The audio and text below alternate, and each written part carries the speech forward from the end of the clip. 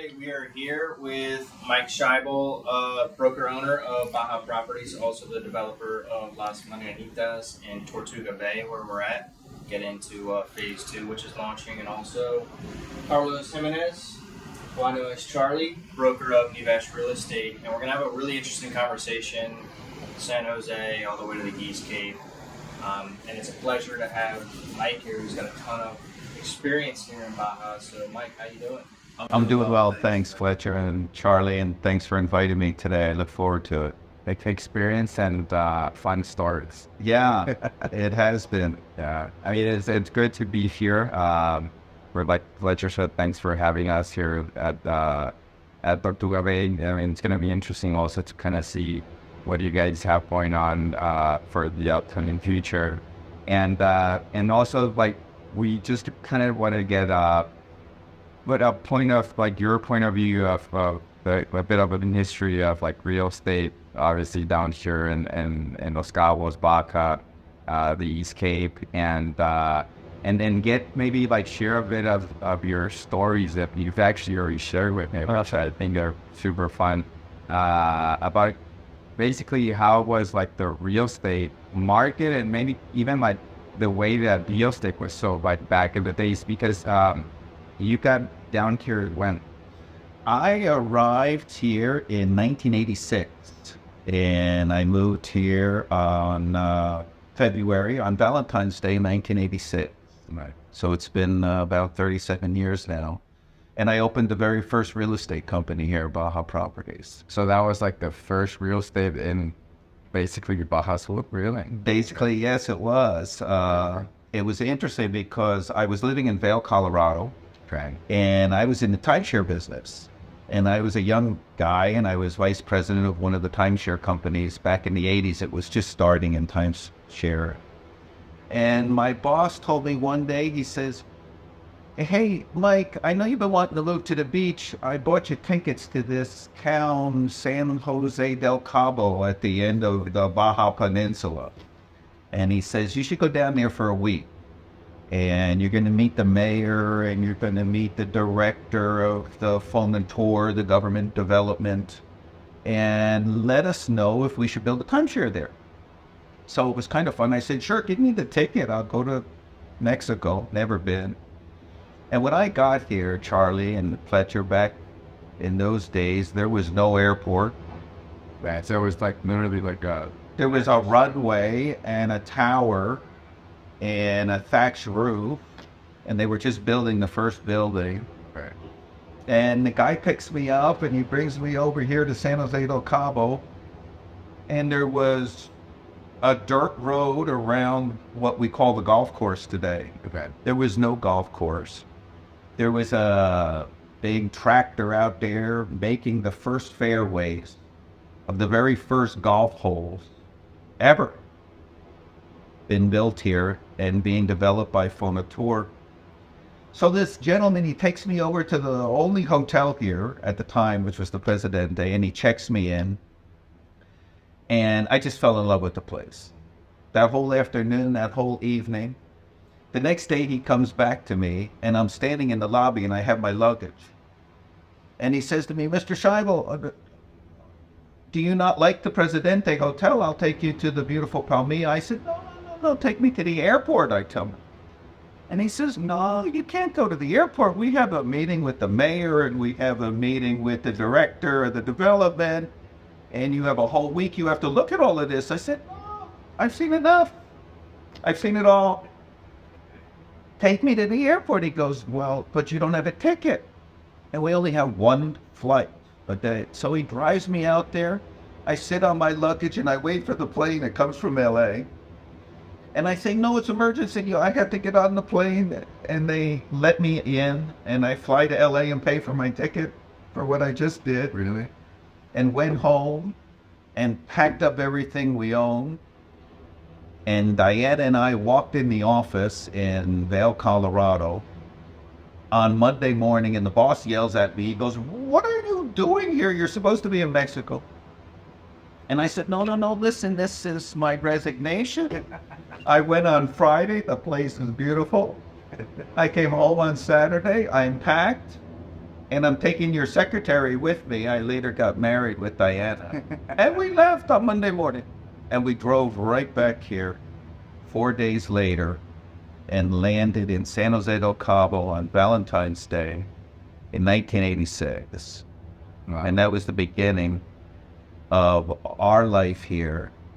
And we decided at that time to start the first real estate company. And that's when we incorporated Baja Properties. And it's kind of funny because the first night we stayed here is right where we're sitting today. There was a tiny little old hotel here called the Aqua Marina. Okay, so there was actually like something like that was like on this property. And it was a horrible, inexpensive hotel full of the employees for the nicer hotel at the El Presidente. And so we checked in that night. We had no money. We were kids. We had big dreams and no money. I think it was $30 a night. And lo and behold, years later, I buy that hotel. That's actually what I was gonna ask you, because like you ended up like, well, this is, I mean, you mentioned this where Tortuga is like right now, so you ended up like literally buying the hotel where the first place that you stayed. Incredible. I mean, what's the chances of that? So slowly we developed the real estate company. And years later, when I started to develop, this happens to be one of the properties. I ended up buying that old hotel and tearing it down and developing Tortuga Bay, where we are today. And like back then, I mean, like you said, there was really, I mean, not a lot of like either hotels or anything. I mean, where would you get like your clients to buy? It was really something back then. First of all, there was no business, there was no industry. And so we kind of had to invent it and make up as we went along. So I went back to the Presidente and I talked to the director and I said, I need a place to live. And he said, well, go over there to the future golf course and I'm building a little casita. And you could go live in my casita. And every day he would let me come to the hotel and we would swim around in the swimming pool and we would talk to his guests. And so I went across to this new golf course and they're tearing down cactuses and bringing in backfill and there's cows walking around and they're selling lots on the future fairways. Mm-hmm. So I'm like, well, how much are these lots? And they said, well, they're expensive. They're $6,000. Wow. I went, oh, really? I said, okay, we're changing that. They're 25 now. And so we began. We found a lot on the future golf course. And we found a developer, a friend of mine here, Carlos Kennedy. And we decided that he was going to build the very first condominiums ever in the state of Baja Sur. They're called El Conquistador. Okay, do they still exist or? They exist, and so we cleaned the land and we drew chalk lines on the property. And I'd go jump in the swimming pool, Diana and I, and we would meet the tourists there. And the guy in the hotel was happy to help to get some rent if I make a sale. Mm-hmm. And so we were all in together to make these very first houses, very first developments happen. And so people would buy these 2-bedroom condos from us for $59,000. The first pre-sale. Ever here. The first sales, and we would do like a little contract. We would sign it like a yellow pad, honestly. The first sales were on a yellow pad and put the deposit in my account in Vail. And then we would tell the people, yeah, you're going to get a trust, a fideicomiso for your title. And they're like, well, what is that? Well, none of us knew. Yeah. Well, we don't know. Just trust me, you're going to get a trust. We'll figure that out a little later. And so it's really been an amazing journey to see where this industry started. And just in one generation, Mike, I had the pleasure, as a few of us have, to see from those very early days of Cabo San Lucas and San Jose, and then what we have transitioned into both as an industry, Of course. and as a resort, that you look at it now, and it was stunningly beautiful back then, and it's stunningly beautiful what we've created here, Of course. and world renowned. Because I think that, I mean, it's obviously, you know, to have like people like you kind of guide like the market or the concepts, the quality of construction, because I mean, I constantly have, you know, people that come from them been up to like Riviera Maya or even other destinations in Mexico, and they see like the quality of construction here in Los Cabos, and normally they're surprised because I mean we do have like very good standards, and I think that what has helped like the market position itself as what it is now. No, 100%. And Charlie, I can remember back in those days, the commitment that we were making here in town. In fact, I remember every Saturday, we would have a barbecue in what's now known as Cabo Real. There was a little cove there named Tequila Cove, okay. and the 20 of us would gather. But these were big players. These were Eduardo Sanchez Navarro. I was there as the real estate guy. We had contractors. Don Cole would come. He just bought the Palmilla. Another Saturday, we'd be able to get Jack Nicklaus to come and build the first golf course at Palmilla. Eduardo would have great news that we're getting an airport, and the president of the country, Carlos Salinas de Gortari, is loving us, so we're going to get a 4-lane. And in those meetings and in those early years, we had this beautiful canvas that was untouched, and always we talked about the necessity to do it right, to develop this place at the highest levels of the quality you talk about, the experience that the future guest's going to realize, top brands, top names, top designs. And my role in that was, how are we going to sell all this stuff? And to boom.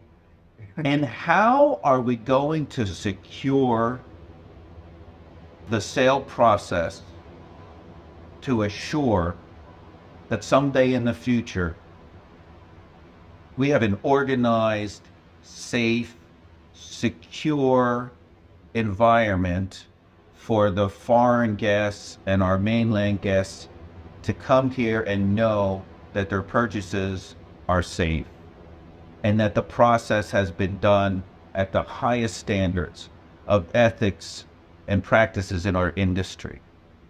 And so to that point, we decided early on, when there was finally 4 or 5 of us, besides myself, we decided, well, listen, we should get organized. Let's have breakfast.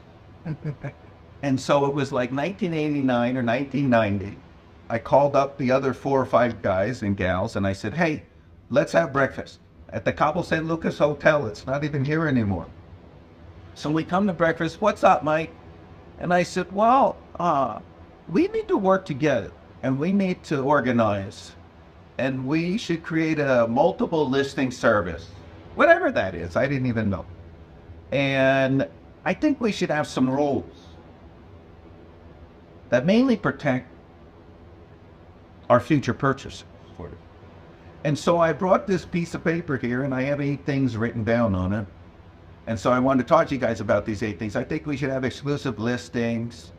I think we should get paid commissions. I think we should, and here, that was the beginning on that day. That was like the real estate bylaw, like back in the day. And there it was, this one silly piece of paper, and a commitment from these 5 people to meet next month.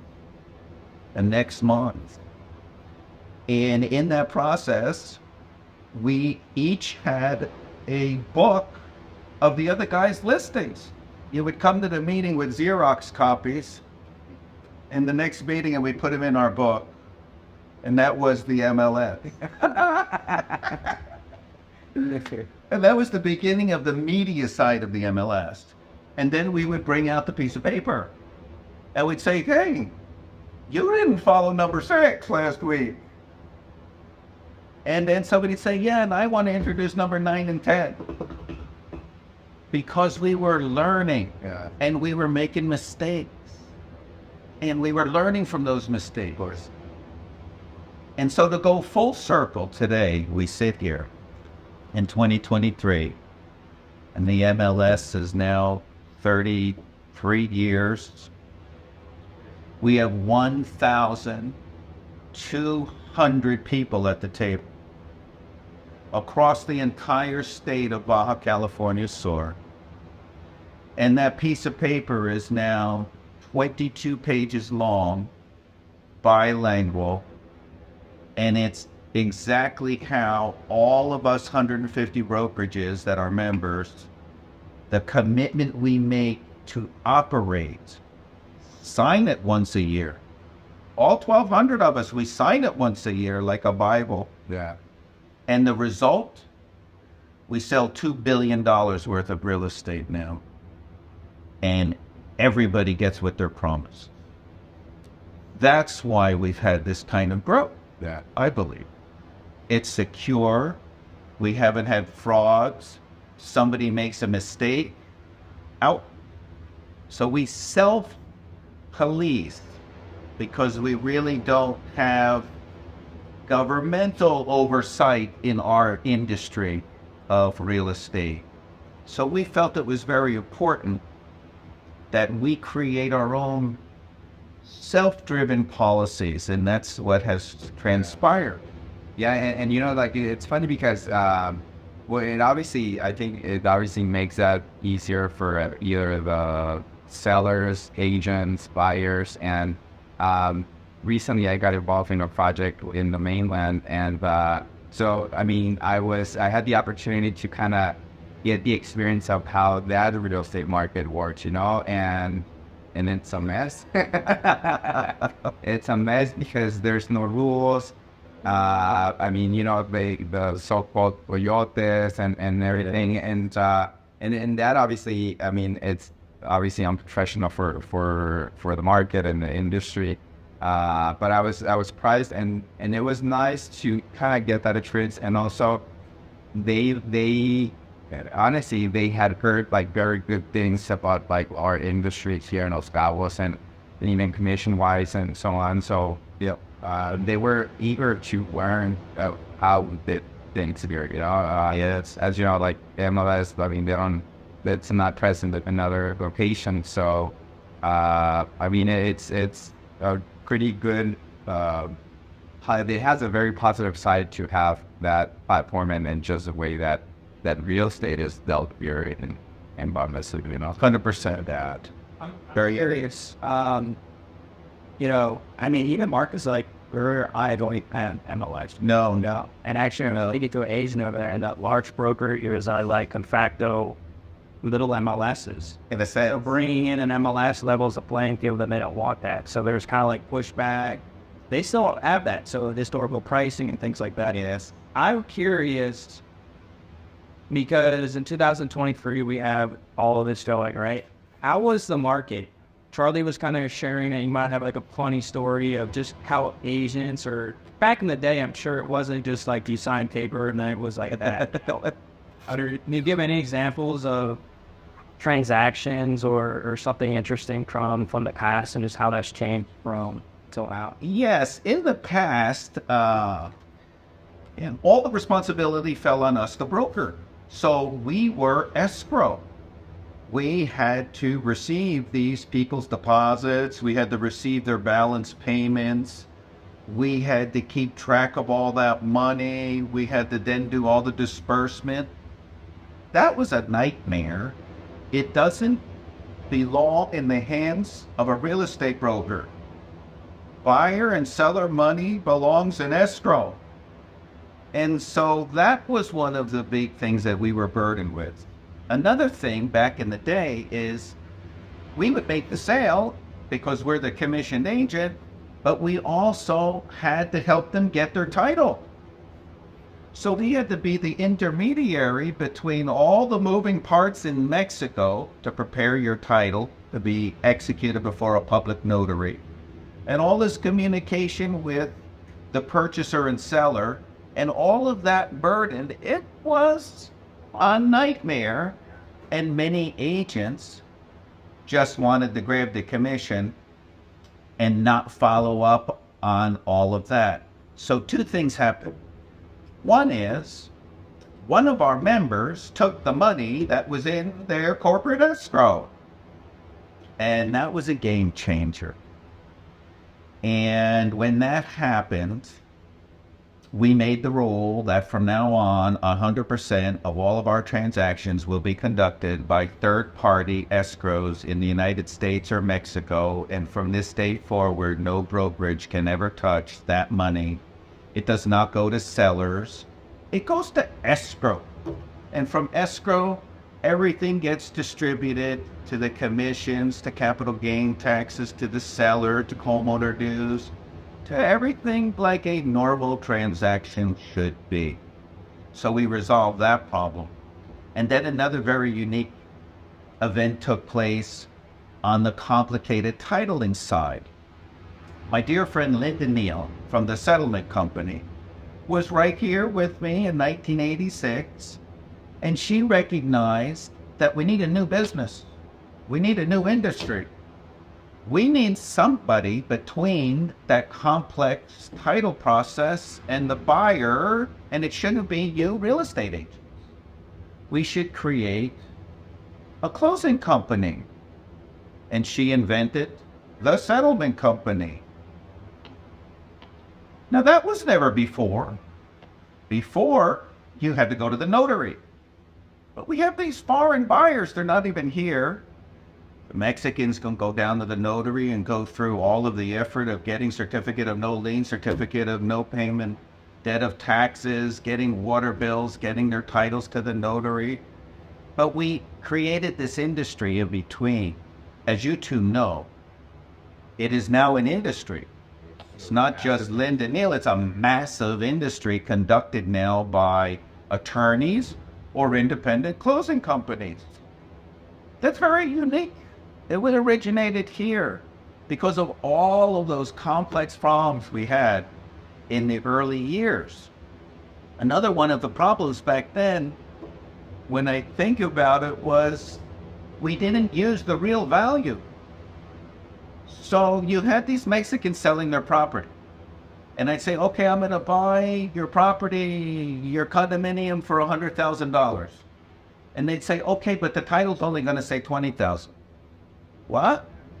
Yeah, because the appraisal's only 20,000 in pesos. And my seller's tax will be cheap. Okay, don't bother me. Guess what happens? The buyer pays the 100,000, and then he gets a title that was valued at 20,000. Then he goes and sells at 100,000, and the buyer wants to record the 100,000. This guy had an $80,000 game tax. We had to change that mindset.